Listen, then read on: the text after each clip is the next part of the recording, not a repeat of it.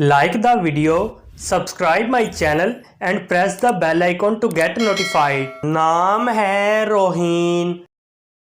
रोहीन नाम की इंग्लिश में स्पेलिंग बनते हैं ROHEEN। रोहीन नाम का इस्तेमाल लड़कियों के नामों में होता है। रोहीन नाम लड़कियों के लिए मखसूस है।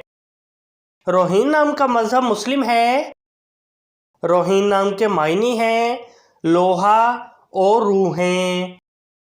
रोहीन नाम के इंग्लिश में 6 हरूफ है और ये एक लफ्ज़ है। 6 वर्ड्स एंड 1 लेटर।